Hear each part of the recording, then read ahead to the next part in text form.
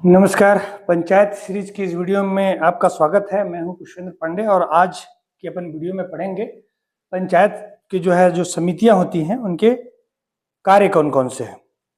ठीक है, तो पंचायत समितियों के कौन कौन से कार्य हैं उनको अपन देखते हैं एक बार, और पंचायत की संरचना जो समिति होती है उनकी संरचना को भी देखने का प्रयास करेंगे, और साथ में इस वीडियो में देखने का भी प्रयास करेंगे कि अगर समिति का पद रिक्त हो जाता है तो वो कैसे भरे जाते हैं और फिर कितने दिन के लिए कार्यकाल का होता है।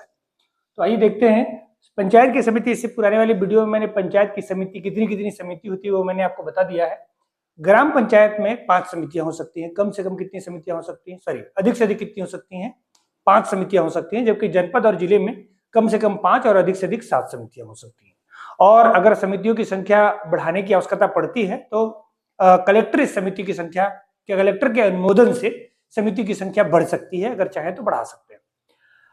जैसे सामान्य प्रशासन समिति की जो काम होता है उनका कार्य होता है स्थापना। स्थापना मतलब स्टेबिलिटी, यानी कि जो कर्मचारियों की वगैरह नियुक्ति वगैरह है, या कोई ऐसे अधिकारियों की नियुक्ति करनी पड़ती है, या कोई कर्मचारी जो पंचायत के लिए जरूरी है काम करने के लिए, उनकी नियुक्ति के संदर्भ में कोई निर्णय लेना होगा तो सामान्य प्रशासन समिति।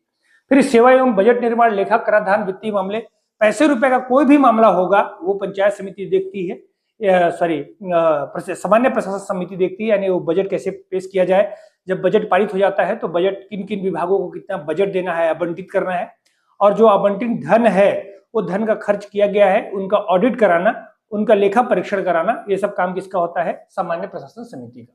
कराधान, कराधान का मतलब होता है टैक्स कहाँ लगाने चाहिए और कहाँ नहीं लगाने चाहिए, कितना टैक्स लगाना चाहिए, ये भी निर्णय को लेती है जो सामान्य प्रशासन समिति है वो।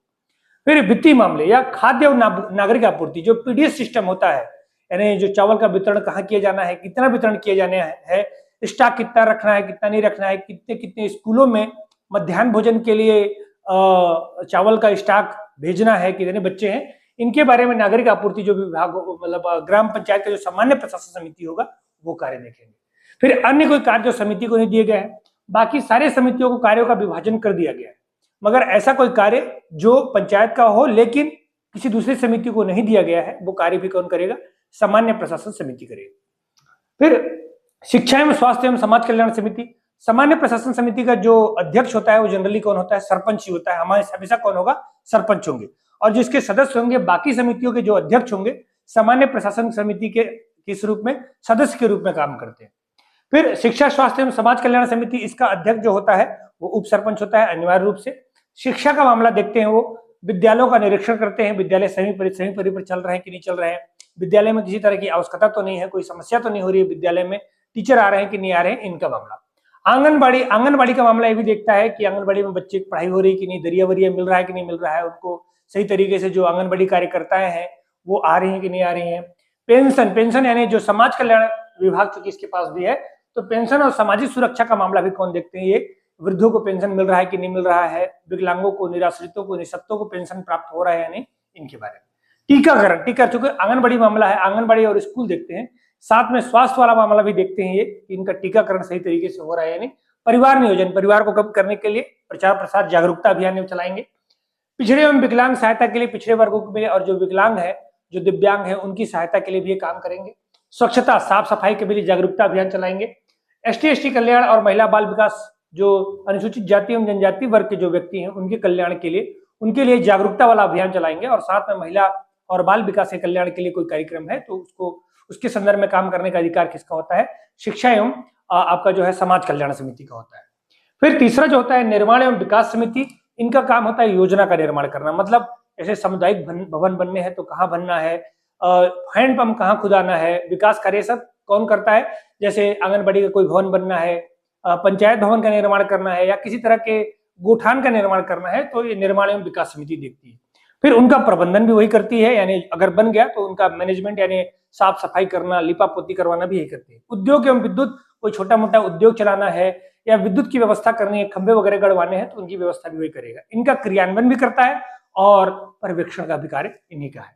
कृषि समिति का काम होता है कृषि, पशुपालन, मछली पालन, श्रम किसी प्रकार का, उद्यान, डेयरी, भूमि विकास से संबंधित जितने भी कार्य होंगे उनको, उनके करने का कार्य किसका होता है, कृषि समिति का होता है।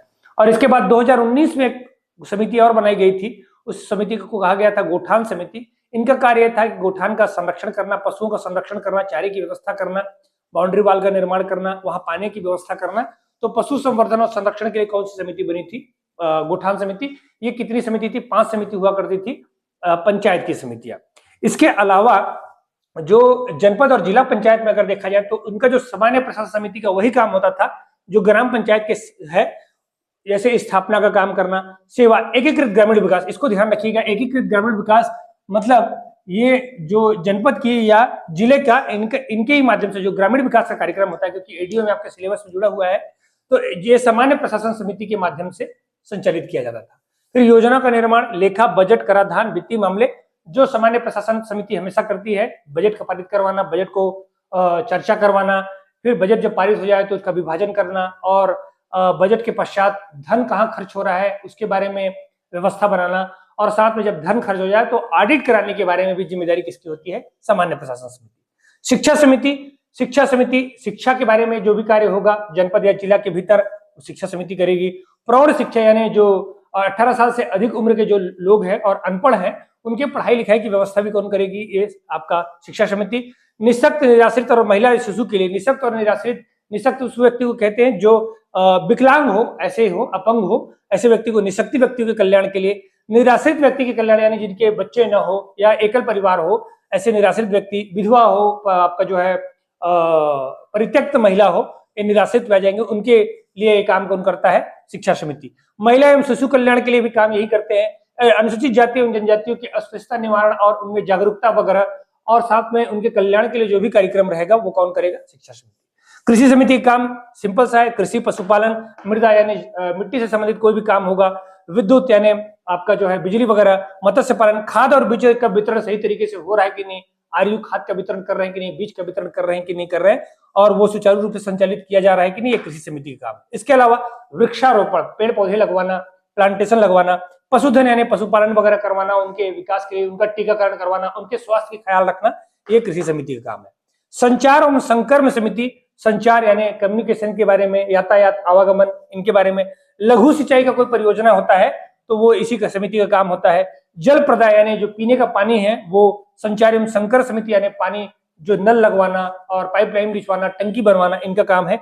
गृह निर्माण, अगर कोई आवास वगैरह, इंदिरा आवास योजना, आपका जो है प्रधानमंत्री आवास योजना, या फिर जो है किसी प्रकार की योजना का निर्माण करना होगा तो पंचायत एवं संकर समिति। जल निकास यानी नाली का जो निर्माण वगैरह है वो कौन करेगा? संचार एवं संकर समिति करती है। फिर सहकारिता एवं उद्योग समिति, सहकारिता का काम करता है कोई समूह का निर्माण करना, समूहों को सहायता दिलवाना, या कोई सहकारिता के माध्यम से जैसे धान वगैरह बिचवाना, या जो कॉपरेटिव वगैरह जो मामला होगा वो कौन देखेगा? सहकारिता समिति। ग्रामोद्योग यानी ग्राम में कोई उद्योग स्थापित किया गया है, उनके लिए कोई कार्यक्रम करना होगा तो ये सहकारिता एवं उद्योग समिति होती है। बाजार की व्यवस्था करवाना, मेले की व्यवस्था करवाना, ये कौन करता है? जनपद पंचायत एवं अल्प बचत या मितव्ययिता यानी पैसा बचाना है, बजट में पैसा बचाना है, कम खर्च करना है, इसके बारे में अगर कोई सुझाव देने की आवश्यकता पड़ेगी तो सहकारिता एवं उद्योग समिति द्वारा किया जाता है।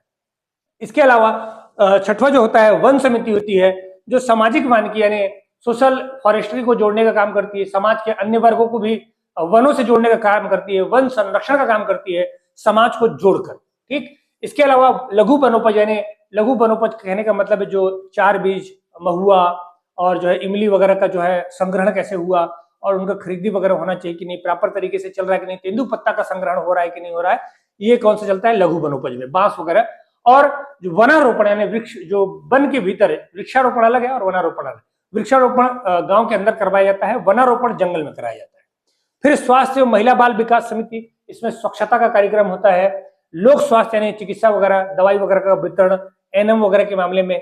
महिला एवं बाल विकास, कोई पोषण आहार वगैरह वितरण करना है, कुपोषण मुक्ति का कोई कार्यक्रम करना है। लोक शांत स्वास्थ्य अभियांत्रिकी यानी कोई ऐसा टेक्नोलॉजी जो अभियांत्रिकी मतलब संचालित किया जाए, इंजीनियरिंग के माध्यम से संचालित किया जाए, वो भी यहाँ पर होगा। ये सारी समितियां कैसे होती है? अपने अपने क्षेत्र में काम करती हैं। पहला वाला जो हमने देखा है वो ग्राम पंचायत की समिति है, और ये जो है जनपद और जिला की समिति। जनपद की, जिला और समिति की कम से कम 5 हो सकते हैं और अधिक अधिक 7 हो जाते हैं। समिति की संरचना में क्या होता है? तो सभापति होता है। सभापति कहने का मतलब है अध्यक्ष, यानी जो समिति का, हर समिति में एक अध्यक्ष होगा जो उसी समिति का क्या होता है? उसी समिति का व्यक्ति होना चाहिए। जैसे जो सभापति यानी सामान्य प्रशासन समिति का अध्यक्ष होगा यानी सभापति होगा, वो व्यक्ति होगा जो जैसे ग्राम पंचायत के मामले में अगर देखा जाए सभापति तो सरपंच ही होता है, और जनपद पंचायत और आपका जो है जिला पंचायत के मामले में अगर सभापति के मामले में सामान्य प्रशासन का समिति का कहा जाए तो वो कौन होता है, आपका जनपद अध्यक्ष या जिला अध्यक्ष। जबकि और अच्छा ये ध्यान रखना है कि प्रत्येक समिति में एक व्यक्ति होगा, यानी प्रत्येक समिति में एक ही सभापति होता है, दो सभापति नहीं हो सकते। दूसरा, एक व्यक्ति एक समिति का अध्यक्ष होगा, यानी अध्यक्षता का मामला अगर देखा जाए तो हर व्यक्ति जो भी समिति का सदस्य है या जो भी व्यक्ति है वो एक समिति में एक ही अध्यक्ष बनेगा, दो अध्यक्ष नहीं बन पाएंगे। निर्वाचन कौन करता है, समिति का गठन 1 माह के भीतर हो जाता है और सदस्य जो है सभापति का क्या कर लेते हैं, निर्वाचन कर लेते हैं। इनका कार्य रहता है कि बैठक बुलाना, उसकी अध्यक्षता करना, लोगों को बोलने का मौका देना, मत विभाजन करवाना, ये सब इसका काम रहता है। हर समिति में एक सचिव होगा, है ना, और सचिव कौन होता है, वही होता है समिति का सचिव जो ग्राम पंचायत के मामले में देखा जाए तो ग्राम पंचायत का सचिव उसका सचिव होता है, और जनपद पंचायत और जिला पंचायत के मामले में देखा जाए तो जनपद सीओ और जनपद जो जिला जो सीओ होता है वही उसका सचिव के रूप में काम करता है। समायोजित सदस्य, माने अगर कोई समिति में कोई विशेषज्ञ या कुछ एक्स्ट्रा सदस्य की आवश्यकता पड़ेगी, वो कौन कौन होते हैं, तो कोई विशेषज्ञ या अनुभवी व्यक्ति हो सकता है, विशेषज्ञ व्यक्ति भी हो सकता है, यानी कोई इंजीनियर हो सकता है, कोई गांव का कोई अनुभवी व्यक्ति हो जो पूर्व में सरपंच रहा हो, या कोई भी व्यक्ति रहा हो जो अपन हमारे इन सब कार्यों में मदद कर सकता हो, तो वो इस व्यक्ति क्या कर सकता है, शामिल हो सकता है। समायोजित सदस्य जो होते हैं वो वोटिंग करने का अधिकार नहीं देते हैं, वोटिंग केवल जो चुने हुए सदस्य होंगे, जो आपका पंचायत के सदस्य होंगे, जो निर्वाचित होंगे, वही लोग वोटिंग कर सकते हैं, बाकी लोग नहीं। एक समिति में अधिकतम 2 सदस्य होते हैं लेकिन मत देने का अधिकार होता है। समायोजित सदस्य अगर जैसे रखा जाए तो एक समिति में कितने सदस्य होते हैं, अधिकतम 2 हो सकते हैं। जैसे ग्राम पंचायत में एक समिति में 4 सदस्य होते हैं, 2 समायोजित सदस्य मिला देंगे तो सदस्यों की संख्या कितनी हो जाएगी, 6 हो जाएगी। तो अधिकतम 2 सदस्य यहाँ रखे जाते हैं। समय इनको वोट देने का अधिकार नहीं होता है, बाकी वो चर्चा कर सकते हैं, भाग ले सकते हैं, बोल सकते हैं, सब कर सकते हैं। फिर और सदस्य जो होते हैं, ग्राम पंचायत के 7 सदस्य होते हैं, जबकि जनपद पंचायत में 5 या 10 सदस्य होते हैं। किसी पंच को, यानी जो 4 सदस्य होंगे, एक पंच किसी 2 समिति में हो सकता है, 2 से ज्यादा समिति में नहीं हो सकता है, क्योंकि ग्राम पंचायत में कितनी समितियां हैं, 5 समितियां हैं, और ग्राम पंचायत में सदस्य कितने होते हैं, 10 से लेकर 20 तक हो सकते हैं। तो एक पंच को 2 समिति का क्या बनाया जाएगा, सदस्य बनाया जा सकता है, उससे ज्यादा का नहीं। और वही जनपद पंचायत में 5 से 10 सदस्य होते हैं, और एक सदस्य जो होगा जनपद का वो किसी भी 3 समिति का सदस्य, अधिकतम 3 समिति का सदस्य, कम से कम तो बन ही सकता है, लेकिन अधिकतम वो 3 समिति का क्या बन सकता है, सदस्य बन सकता है। इसके अलावा पदेन सदस्य भी होते हैं। पदेन सदस्य कौन होते हैं, विधायक या सांसद। अगर ग्राम पंचायत के मामले में कहा जाए तो ग्राम सभा के सदस्य के रूप में विधायक और सांसद भी होंगे, ग्राम सभा सदस्य के रूप में। लेकिन वो ये किसके बारे में बात हो रही है, आपका पंचायत के मामले में, यानी समिति के बारे में हो तो ग्राम पंचायत में सांसद और जो विधायक होंगे वो सदस्य नहीं होंगे। लेकिन जनपद पंचायत और जिला पंचायत में उस क्षेत्र का जो भी विधायक होगा वो भी पदेन सदस्य के रूप में रहेगा, उस क्षेत्र का जो सांसद होगा वो भी पदेन सदस्य के रूप में रहेगा। लेकिन ये किसी भी 2 समिति का क्या बन सकते हैं, किसी भी 2 समिति का, चाहे इस समिति में चाहे इस समिति में, किसी भी 2 समिति के क्या हो सकते हैं, पदेन सदस्य हो सकते हैं। इनको भी वोट देने का अधिकार नहीं रहेगा, चर्चा में हिस्सा भाग ले सकते हैं। ठीक है, तो क्या क्या ध्यान रखना है, इनके कार्यों को ध्यान रखना है। समिति के कितने विभाजन होते हैं, एक सभापति होगा, सचिव होगा, समायोजित सदस्य होंगे, अन्य सदस्य भी होंगे और पदेन सदस्य भी होंगे। इन सदस्यों को भी आपको क्या करना है, ध्यान रखना है। एक बार स्क्रीनशॉट ले लीजिए, इसके बाद फिर मैं आगे कुछ बताऊंगा आपको।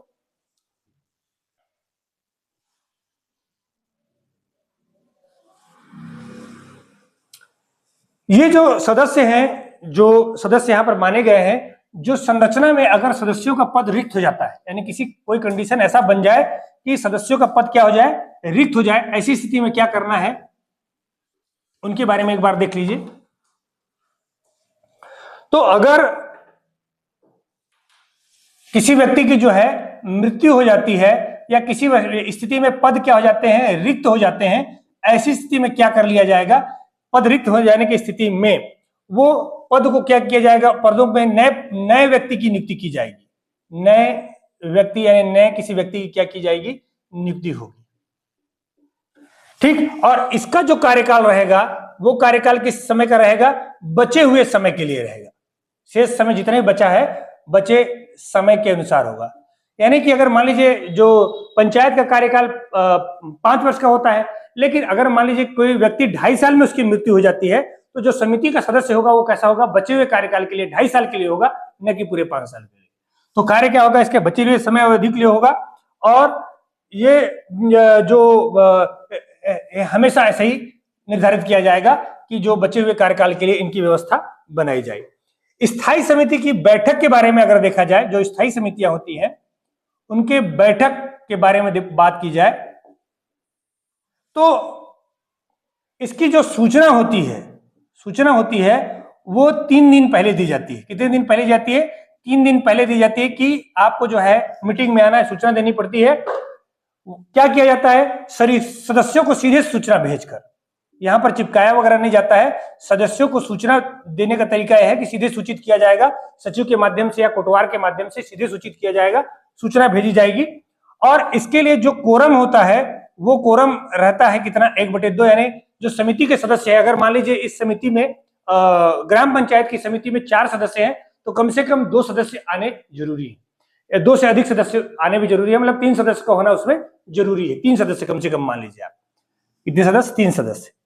और अगर मान लीजिए वो जनपद का सदस्य है तो जनपद में कितने सदस्य होते हैं? अधिक से अधिक 5 और 10, तो उसमें भी जनपद और जिला में भी कितना होना चाहिए आपका?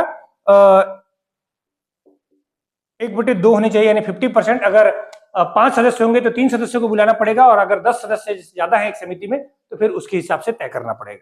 ठीक, अगर कोरम नहीं होगा तो बैठक स्थगित कर दी जाएगी। क्या कर दिया जाता है? यह हमेशा निर्धारित किया जाता है। निर्णय कैसे लिए जाएंगे? निर्णय हमेशा बहुमत के आधार पर लिए जाएंगे। तो इन चीजों को भी आपको क्या करना है? ध्यान रखना है। तो ये है पंचायत की समिति के कार्य और जो है पंचायत की समिति की संरचना। ठीक, आज के लिए इतना ही। बहुत बहुत धन्यवाद।